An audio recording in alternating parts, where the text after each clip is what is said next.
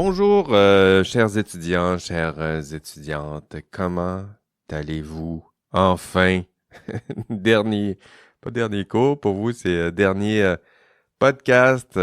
Comment allez-vous en cette prévision de cette ultime rencontre? Bienvenue à votre dernier épisode de votre meilleur podcast d'accompagnement de cours au monde, parce que c'est le seul podcast peut-être d'accompagnement de cours que vous avez. J'espère que vous avez aimé la formule. J'espère que ça vous a été à apprendre différemment, que ça a diversifié un peu vos outils d'études. J'espère que vous comprenez mieux, grâce à ça, les thèmes, les différents concepts du cours. Puis j'espère que ça va vous aider à avoir une meilleure note, peut-être, qui sait. J'espère aussi que ça vous a permis de ressentir un peu de proximité et de collégialité, sinon d'amitié avec votre prof. J'ai bien aimé vous parler. J'aurais aimé avoir vos rétroactions, comme parfois j'ai eu en studio lorsque j'accueillais des étudiantes et étudiants comme vous. Mais tout au long de la session, là, j'ai essayé de m'imaginer, de vous imaginer, là, dans votre salon ou à quelque part, dans un café, en train de m'écouter. Puis, je m'imagine en train de vous parler. Bon, évidemment, là, c'est un contenu de cours, là. Je suis convaincu que c'est pas votre podcast préféré. Euh, puis, on parle pas d'humour ou de hockey, là, ni de votre sujet préféré, mais j'espère quand même que vous avez apprécié ce podcast. Que ça vous a fait vivre une expérience de cours différente, là, une expérience qui ressemble peut-être davantage à ce que ça devrait ressembler, idéalement. Un cours universitaire, là, avec toutes les aventures intellectuelles et pédagogiques que cela impose. En tout cas, j'ai essayé de... Je sais qu'on est bien loin là, des idéaux pédagogiques et intellectuels là, qu'on aimerait là, atteindre dans un cours universitaire, mais voilà, j'ai fait mon effort, j'espère, j'ai fait ça avec beaucoup d'humilité, là, je sais que ben, c'est loin d'être, ça atteint jamais vos attentes, évidemment. D'ailleurs, parlant de vos attentes, votre appréciation, ben, je vous invite à aller peut-être faire je ne sais pas si le cours va être évalué cette session. Habituellement, il est évalué aux 3 sessions. Si vous n'avez pas une évaluation officielle, habituellement ça arrive par courriel. Si ça arrive par courriel, je vous invite à la compléter. Puis sinon, ben n'hésitez pas à m'envoyer aussi des rétroactions, là. Idéalement des bons mots, là. Parce que des rétroactions objectives, allez-y prudemment, là. Moi aussi, je suis sensible à la critique, mais si vous avez des améliorations, des choses que je pourrais ajouter au cours pour l'enrichir, pour changer, pour simplifier votre tâche. Peut-être que la tâche est trop lourde. Faites-moi signe où on pourrait réduire ou comment on pourrait ajuster tout ça. J'y tiens à savoir ce que vous avez pensé du cours, de l'enseignement, peut-être ce que vous avez pensé du podcast. J'ai utilisé aussi mon système de trophées et récompenses. Écoutez, si vous pensez que ça sert à rien, dites-le moi là, parce que je passerai pas autant de temps là, à faire des stats diverses là, sur le cours, vos branchements à Zoom, puis ceux qui sont là en classe, puis je fais tout ça, là. Donc, si ça sert à rien, si vous avez l'impression que ça nuit, mais faites-moi signe, là, parce qu'on va arrêter tout ça. Comme ça, je vais pas perdre un temps immense à faire tout ça. Puis, je vous promets s'il y a des évaluations via le système officiel, je vous promets de tenir compte de vos commentaires. Habituellement, ce que je fais avec ces commentaires, c'est que je les fais lire par quelqu'un d'autre. Je vous lis, mais je vous lis à travers quelqu'un d'autre. Puis, je demande là, d'avoir les principaux constats pour me permettre d'améliorer le cours, là. Ce qui explique peut-être là, pourquoi le cours, après 10-15 ans, là, comme mon cours, là, ça commence à ressembler à quelque chose qui a un peu d'allure. Voilà, donc je vous invite à le faire, sinon à m'écrire. On va essayer de tisser, de garder ce lien-là ensemble. Sinon, revenons aux choses sérieuses. Attention, alerte rouge.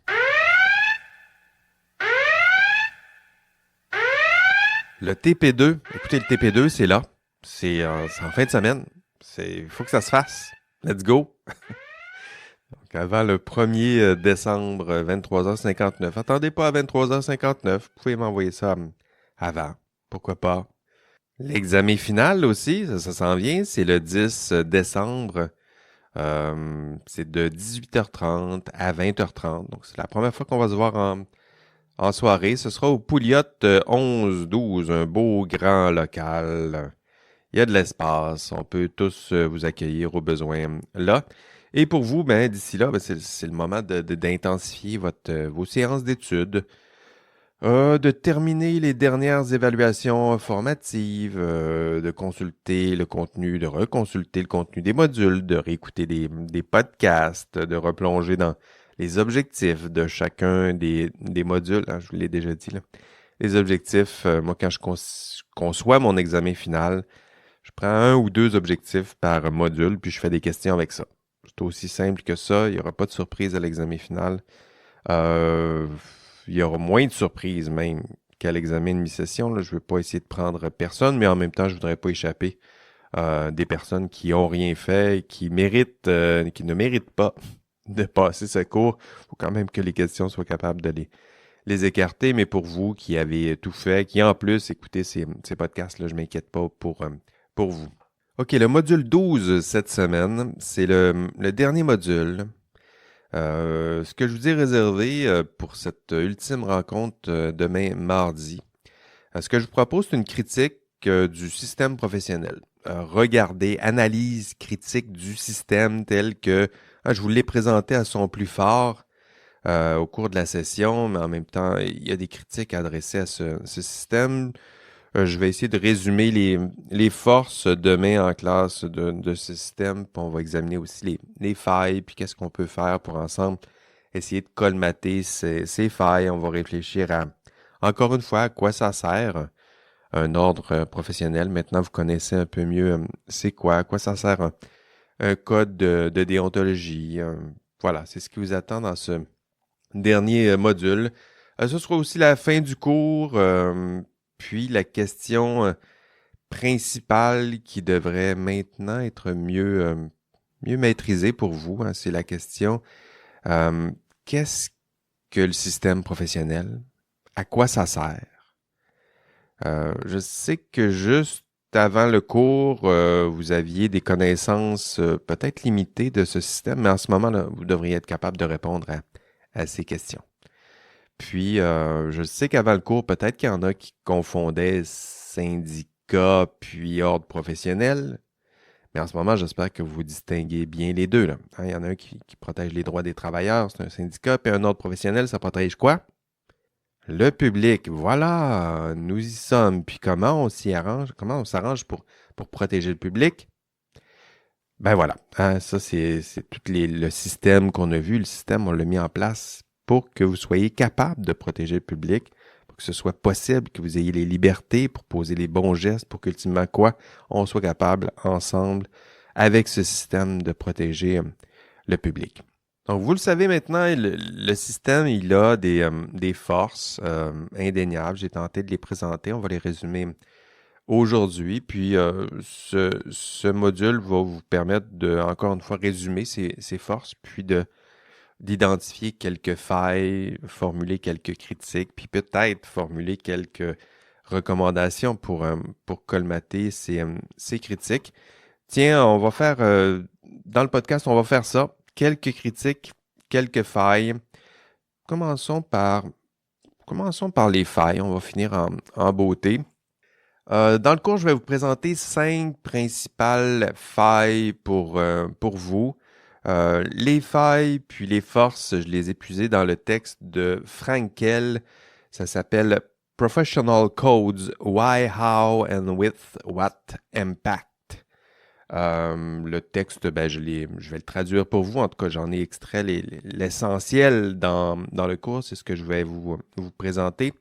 Les failles telles que identifiées par Frankel, j'en ai ajouté aussi quelques-unes de mon cru.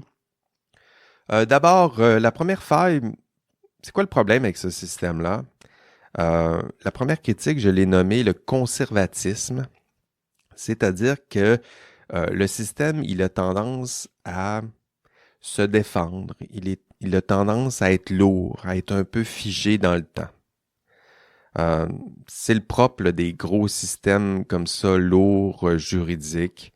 La loi sur les ingénieurs, écoutez, ça faisait quasiment 40 ans que ça n'avait pas été modifié. Ça vient tout juste d'être modifié. Il y a eu plusieurs propositions de refonte. C'est souvent, ça a été refusé, ça a été relégué, ça a été poussé en avant. On l'a mis ça sur les tablettes. Ça a pris la poussière. C'est toujours ça, là, le système, là, il est là, il est difficile à faire, à changer. Ah, imaginez-vous un gros paquebot là, sur l'eau, là. Ça avance. Une fois qu'il a son air d'aller, ça avance. Mais si on veut le faire dévier de son cours, ou si on veut le faire faire demi-tour, imaginez toute l'énergie là, que ça prend pour arrêter, changer. Conservatisme, c'est ce que ça veut dire. Là. Il y a une force d'inertie, si on va vous parler en physique, là. Il y a une force d'inertie forte. Très forte, c'est très stable. Euh, Vous allez voir dans les forces, ben, cette force stabilisatrice, ça peut devenir une force, mais ça peut aussi être une critique. Puis la critique, c'est que c'est lourd, c'est difficile de changer le système. Puis ça, lorsqu'il y a des modifications, changements qui s'imposent, mais ça peut devenir un problème. La deuxième critique, donc conservatisme, la deuxième critique, intellectualisme. Ce que ça veut dire comme critique, je sais que ça intéresse surtout des personnes comme moi. C'est-à-dire que ça vous intéresse pas vous, ça intéresse pas nécessairement le système professionnel, les principaux destinataires du système. C'est vous, ça, les principaux destinataires. Finalement, ceux qui s'y intéressent, ce sont des juristes ou des personnes qui enseignent l'éthique et le professionnalisme comme moi. Puis, ben, ça peut devenir un problème parce que c'est vous, ça vous concerne vous. C'est vous qui êtes les principaux acteurs du système, c'est vous qui incarnez ce système. Puis vous, ben, le système vous intéresse peu ou pas. Puis les enjeux qui sont associés au système professionnel, vous l'avez vu dans le cours, là, c'est au cœur. Hein, c'est super important dans l'exercice de votre profession. Évidemment, il y a des raisons historiques et culturelles pourquoi là, vous êtes tranquillement désengagé de ce système, puis pourquoi vous manquez un peu d'intérêt envers ce système. J'ai fait tout ce que je pouvais, là. Vous m'avez vu jongler, utiliser toutes sortes de techniques là, pour essayer d'aller chercher votre attention, mais ça reste que c'est un thème qui vous intéresse peu. Puis pourtant, ça devrait vous concerner. C'est vous qui incarnez encore une fois ce système professionnel, alors que ça intéresse surtout des gens comme moi. Ça devrait être le contraire, idéalement. Là. Ça devrait être vous. Le système devrait être votre principale préoccupation. Le système professionnel, comment faire, comment le dynamiser, comment faire en sorte qu'il soit plus, qu'on s'y sente bien, mieux représenté. C'est ça. Donc, c'est ça la deuxième critique. Intellectualisme, c'est ce que je veux dire ici. Troisième critique, corporatisme. C'est comme ça que je l'ai nommé. C'est l'idée que il peut y avoir dans le système professionnel une tendance à défendre les pairs ou les membres du groupe. On a eu un cours là, sur la pensée de groupe. Ça reste un groupe, un ordre professionnel, puis il peut y avoir une tendance à protéger les membres du groupe, peu importe ce qu'ils font. Hein, c'est peut-être un des principaux dangers d'un groupe. Euh, on l'a vu, le groupe tranquillement peut s'isoler, peut ériger des barrières autour de lui, peut devenir étanche ou va tenter de se protéger peut-être des critiques externes. Puis on peut finir par défendre les membres du groupe, peu importe ce qu'ils font. On a vu des exemples dans la commission Charbonneau. Le but, c'est de défendre les membres du groupe, soit, mais les membres du groupe qui protègent le public. Faut pas l'oublier. C'était la troisième critique, corporatisme. C'est l'idée qu'il ne faut pas défendre les membres du groupe parce qu'ils sont les membres du groupe, sinon ce serait du corporatisme, mais défendre les membres du groupe parce qu'ils protègent, qu'ils sont comme vous et vos collègues, des agents chargés de la protection du public. Quatrième critique, en classe, je vais parler de la policiarisation. Police, hein? Policiarisation ou judiciarisation. C'est l'idée que votre ordre professionnel peut parfois avoir l'air de la police ou d'un juge qui est prêt à vous sanctionner durement. Hein? C'est le réflexe peut-être des ordres lorsqu'il manque de moyens, de ressources. Parfois, ils se réduisent à l'essentiel de leur fonction qui est de vous examiner, de vous surveiller, puis éventuellement de sanctionner les fautes qui sont les plus graves. Puis, si on a un ordre professionnel qui est réduit à son rôle policier ou son rôle judiciaire, le risque ici, c'est que vous vous désengagiez, encore une fois. C'est une autre des raisons pourquoi on se sent désengagé de son ordre professionnel, c'est que l'ordre professionnel, c'est pas moi. L'ordre professionnel, c'est la police. Puis ça peut créer des problèmes au cœur du système, puisque les professionnels eux-mêmes se désengagent ou se sentent très peu représentés par leur ordre professionnel, vont perdre, on parlait de l'effritement de l'identité professionnelle, ça aussi, ça en fait partie. Policiarisation, c'est la quatrième critique, c'est l'idée que votre ordre professionnel peut être réduit à son rôle de police. Puis à ce moment-là, on se sent bien loin de notre ordre professionnel.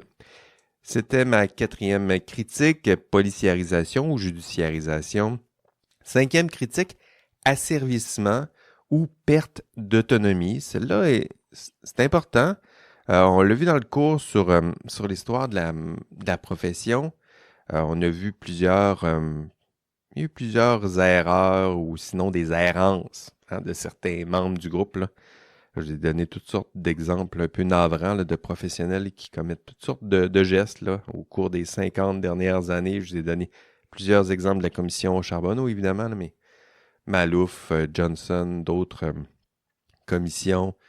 Ce sont des crises, puis qu'est-ce qui se passe pendant des crises? On resserre les contraintes, on va durcir l'encadrement, on va ajouter des normes, des lois, on va accroître une certaine forme de contrôle externe. Hein? On se dit, ils ne sont pas capables de se contrôler eux-mêmes, on va leur ajouter des balises, des contraintes, des lois, on va leur mettre des menottes, on va les mettre en cage. Et tout ça, mais ça se fait au détriment de quoi? Au détriment de votre liberté, de l'autonomie. Hein? C'est ce qu'on disait par profession libérale. C'est l'idée d'acteurs, d'actrices au cœur de la société qui sont libres. Ça, on peut le perdre en cours de route. On a passé d'un groupe, rappelez-vous, quand je vous ai raconté l'histoire du professionnalisme, je vous ai raconté l'histoire d'un groupe qui se définissait lui-même, qui choisissait ses propres idéaux, qui se donnait ses règles. Hein? C'était des acteurs, des libres d'esprit, libres d'action. Puis tout à coup, on assiste à la naissance d'un système beaucoup plus encadré, 1973. Hein? Un système encadré, encadrant, où là, on se retrouve avec des professionnels, des individus qui doivent ultimement être très dociles, qui suivent les règles, qui ont un code de déontologie, qui le suivent sans même comprendre la pertinence de ces règles. Adhérer bêtement à un système de normes. Bêtement, puis j'insiste sur ce mot-là. Un système qui parfois laisse très peu de place à la nuance, qui laisse très peu de place à l'exercice du jugement professionnel. Hein, on le met au cœur de l'exercice, le jugement professionnel, mais quelle place vraiment il a, ce jugement professionnel, si tout ce qu'on vous demande, c'est de suivre un code? Hein, les deux doivent exister. L'existence d'un code contraignant, puis l'exercice d'un jugement professionnel libre, autonome, compétent, expérimenté. Est-ce qu'on peut vraiment parler de jugement professionnel s'il n'y a pas justement cet espace de liberté, d'incertitude, y compris cette incertitude pour juger que ce qui est bien ou mal. Faut être capable de laisser de l'espace pour ce genre de questions. C'était la 5e critique, asservissement ou perte d'autonomie, sinon de liberté. 5 failles, on va s'arrêter à 5. Il doit y en avoir, il y en a d'autres. J'ai pointé vers d'autres dans le cours, mais pour ce résumé, on va en garder 5. En fait, il y en aurait d'autres, là. Effritement de l'identité, oui, j'en ai déjà parlé un peu. Effritement de la responsabilité professionnelle. L'idée que le professionnel se sent de moins en moins imputable. La perte de sens. J'en ai parlé dans le cours. La difficulté pour les professionnels en exercice, même d'expliquer d'où ils viennent. Puis à ce moment-là, difficile de décider ensemble comme groupe où on va. Un système humain qui a des failles, parce que c'est un système humain, créé par des acteurs comme vous, c'est-à-dire faillibles, et un système qui ultimement est à son image, avec quelques failles et quelques problèmes, évidemment. C'était mes quelques critiques. Maintenant, allons du côté côté clair de la force. Impressive. Tiens, parlant de Star Wars, allons-y avec notre indice. Je vais insérer l'indice, le dernier indice de la session ici. L'indice cette semaine, ce sera, vous me nommerez, pas besoin d'expliquer, là, juste me nommer, disons, 3 des principales forces du système professionnel, donc des forces qui ont été mentionnées dans ce podcast. Ce sera notre dernier indice.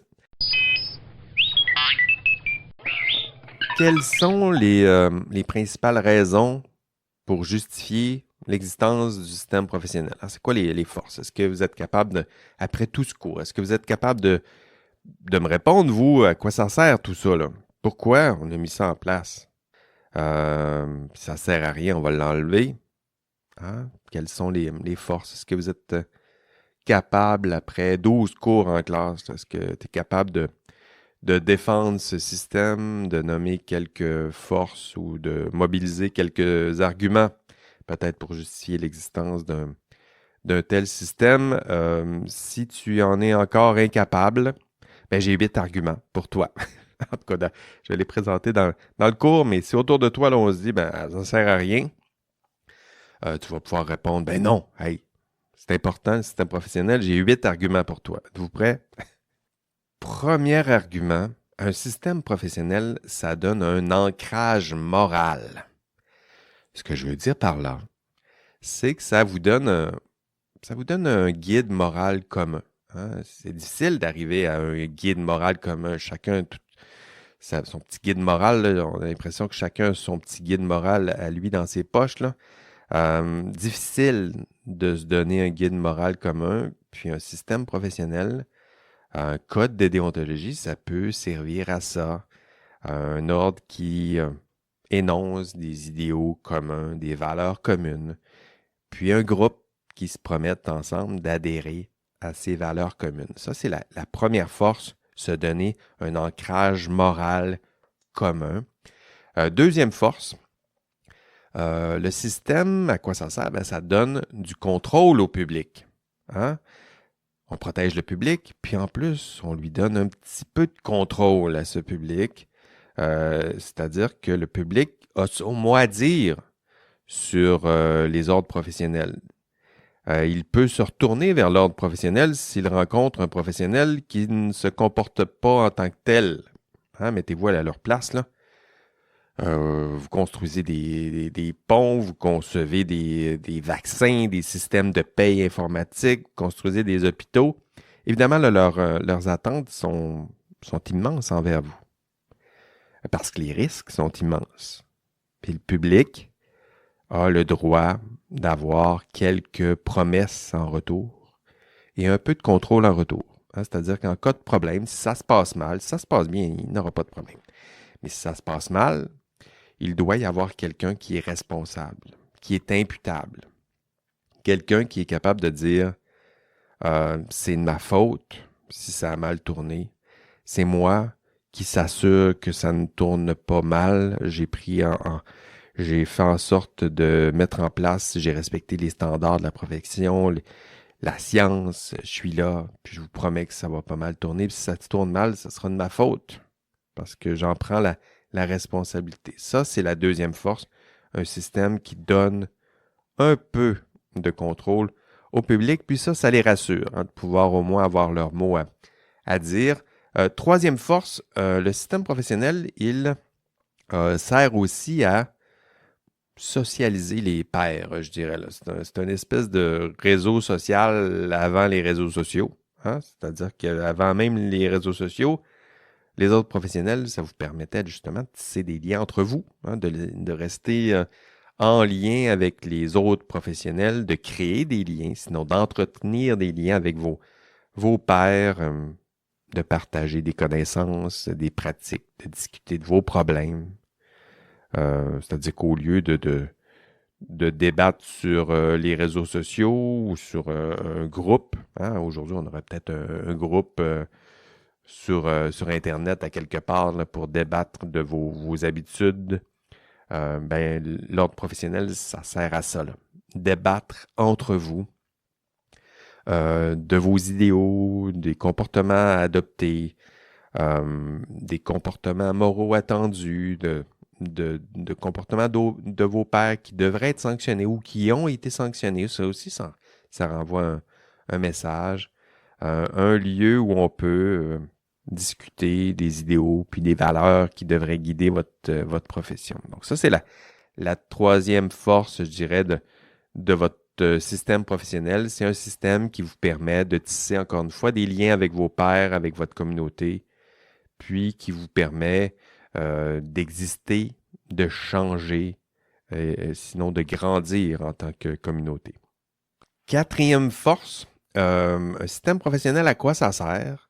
Ça sert à préserver les valeurs de votre communauté de pairs. Hein, on parlait un peu plus tôt dans les failles, je vous disais, le problème avec le système, c'est qu'il est lourd, c'est que c'est conservateur, c'est que c'est un paquebot, c'est que ça ne change pas vite de direction.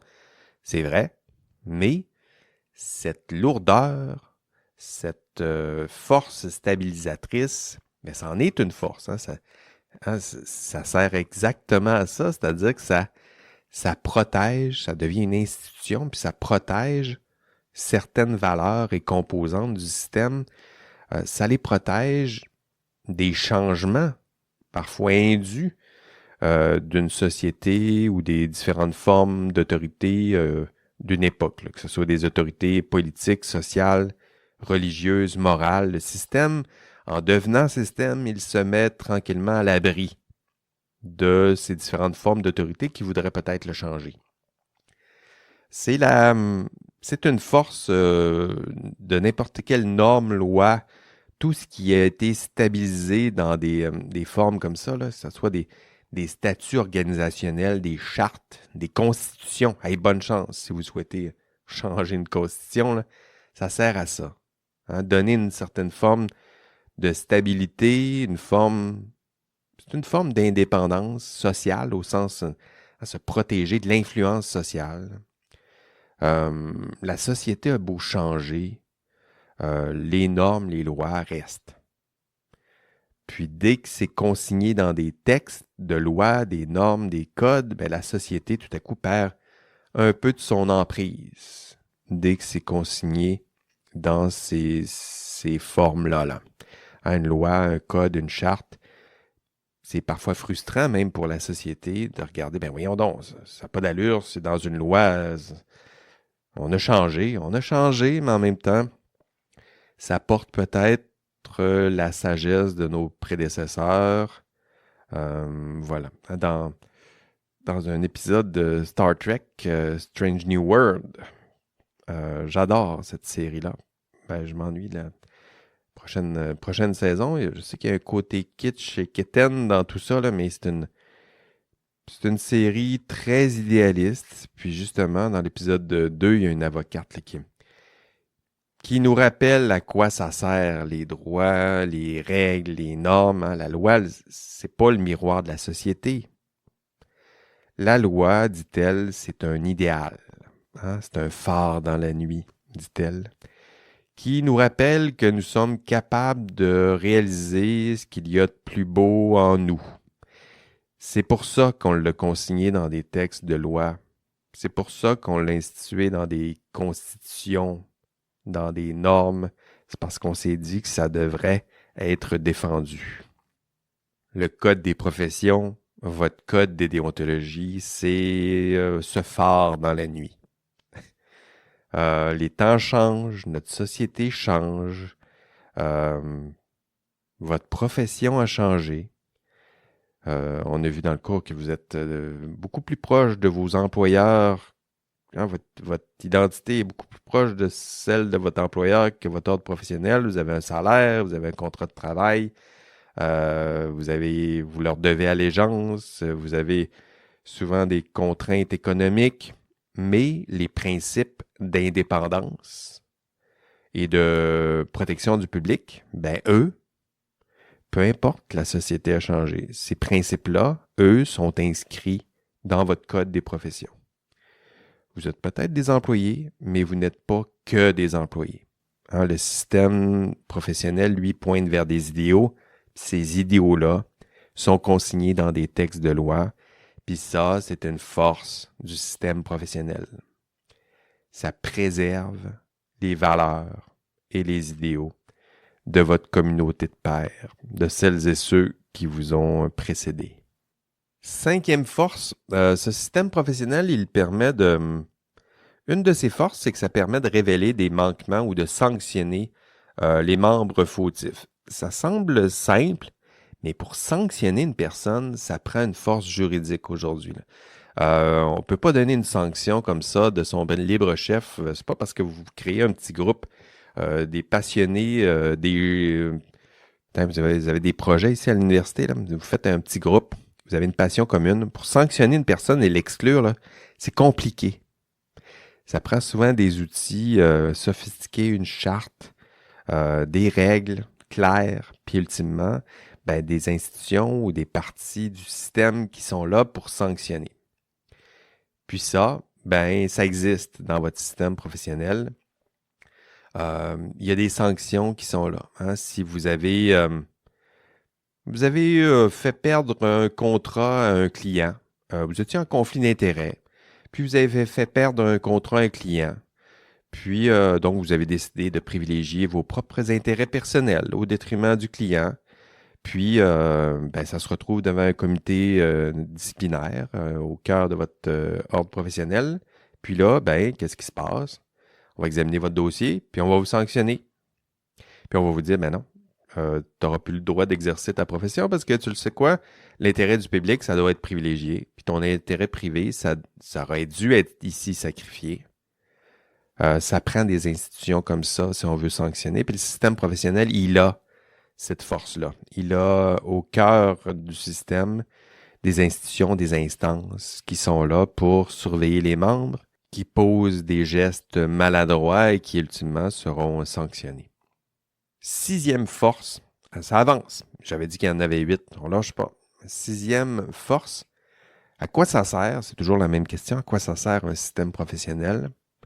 Le système professionnel permet d'accroître la solidarité et le soutien des pairs. C'est-à-dire que le système professionnel, il vous permet de ne plus être seul pour vous défendre. C'est ça, idéalement. C'est à ça que ça devrait servir.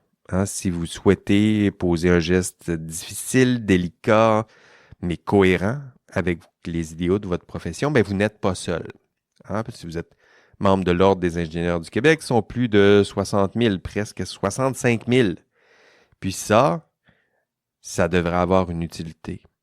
Hein? C'est là, si vous essayez de poser un geste difficile mais exigeant, si vous essayez de poser le geste dans un contexte où il y a beaucoup de pression, mais un geste qui serait cohérent avec vos devoirs et obligations professionnelles, ben vous n'êtes plus seul. Imaginez si vous étiez seul. Peut-être replongeons au cas, avec le cas de Karen Duhamel. C'est peut-être ce qui avait le plus choquant dans le cas de Karen Duhamel, qui, elle, est seule, se retourne vers son ordre professionnel pour obtenir de l'aide et du soutien parce qu'elle veut poser un geste qui est cohérent avec la loi sur les ingénieurs. Puis, elle reçoit rien. Voilà ce qui était peut-être le plus triste dans cette histoire. Mais vous, si le système est efficace, c'est le système, puis en ce moment, il y a eu plusieurs ajustements là, qui ont été faits suite à ce genre de témoignages, ben désormais, vous n'êtes plus seul. Vous pouvez et vous devez avoir le soutien de votre ordre et l'aide de votre groupe, ensemble, derrière vous. Absolument, il faut que ça se passe comme ça. C'était la 6e force, un système professionnel qui vous permet d'accroître la solidarité entre pairs et le soutien de vos pairs. 7e force, ben ça peut permettre de résoudre je l'ai intitulé « Résolution des conflits entre pairs ». Vous savez, c'est pas toujours rose entre pairs, on pense pas toujours de la même façon. Au cœur de votre profession, il y a plusieurs façons de concevoir le professionnalisme. Puis ça se peut qu'il y ait des tensions ou des conflits. En fait, il va évidemment y avoir des conflits. Puis un autre professionnel, c'est un lieu pour juger de tout ça, hein, des différentes façons peut-être d'interpréter le professionnalisme, façon de comprendre peut-être l'interprétation de certaines normes, certaines règles. Il y en a qui ont une tolérance au risque plus grande, d'autres moins. Il y en a qui ont le jugement plus souple que d'autres. Voilà, ça vous donne un lieu, une place pour interpréter le sens de certaines valeurs. Qu'est-ce que ça veut dire intégrité, honnêteté dans tel contexte? C'est quoi un conflit d'intérêt? À partir de quand ça devient problématique? Voilà, ça laisse... c'est une place, c'est un lieu, c'est une institution qui est là pour permettre de douter, mais douter entre vous. Hein? De faciliter un dialogue peut-être entre pairs pour interpréter là, justement cette part d'incertitude, puis pour résoudre des conflits entre vous. Avant que ça se retrouve en quête, là, à Radio-Canada, là, ou Infoman, on ne veut pas se rendre là. Il y a moyen de résoudre des conflits entre pairs, de se donner ensemble des façons de faire ou d'agir avant que ça se passe devant le public, sinon devant les écrans qui, eux, seront vus par le grand public. Donc, 7e force, un système qui vous permet de résoudre des conflits, sinon des tensions entre pairs. Et 8e et dernière force du système, le système, puis je dirais que c'est une force qui est cumulative. Ultimement, si on cumule l'ensemble de ces 7 forces, la 8e, c'est un système qui permet d'accroître la confiance du public, qui protège le public et qui accroît la confiance du public envers ce système. Voilà, hein, ici on a une force cumulatrice, c'est-à-dire que si on a généralement des membres qui posent des gestes qui sont concordants avec les règles puis les valeurs promues dans les codes et dans le système, on a un public qui a davantage confiance envers le système en tant que tel. Puis cette confiance, elle est nécessaire. Imaginez un monde où le public perd confiance envers ses professionnels. C'est arrivé hein, pendant la commission Charbonneau où la confiance n'a pas totalement été perdue, mais il fallait rapidement redresser la barre. Là. Sinon, on était sur une pente décroissante qui était très inquiétante. Mais si le système est efficace, si le comportement de l'ensemble des membres est intègre, tout ça devrait accroître la confiance du public. Puis tout ça devrait contribuer au maintien justement de la réputation de la profession. Puis maintenir l'intégrité. Hein, l'intégrité, là. L'intégralité de ce système, de ce dernier rempart social qui est là pour protéger le public. Voilà, huit forces, 8 bonnes raisons pour défendre le système professionnel. À quoi ça sert tout ça? Ben, ça sert 8 forces, nous dit Frankel, en tout cas le texte que je vais vous présenter en classe. Combien de ces forces sont en ce moment promues et défendues par votre ordre professionnel? 1, 2, 6, 8. Je ne suis pas convaincu que toutes ces forces sont présentement là au cœur de votre système professionnel. Mais peut-être que ce sera votre rôle éventuellement d'enrichir ce système, de nous assurer que ces 8 forces là, soient à l'œuvre, de vous assurer que le système dans lequel vous allez bientôt faire vos premiers pas soit un système qui vous ressemble, qui incarne vos propres idéaux et valeurs. Voilà, c'est tout pour ce dernier podcast. Écoutez, on se revoit demain en classe, mardi, 12h30, même poste, même place. Pour ce dernier cours, on va aborder encore une fois ces thèmes et enjeux. J'ai aussi prévu un petit caout là, récapitulatif pour finir ça en beauté, ce cours. Puis le caout va vous permettre aussi de tester vos connaissances, de réviser avec moi, avec vos collègues en classe, les 12 modules. Allez, on lâche pas, on se revoit. Ben, si on se revoit pas demain en classe, ben, on se revoit à l'examen final. Allez, bye bye.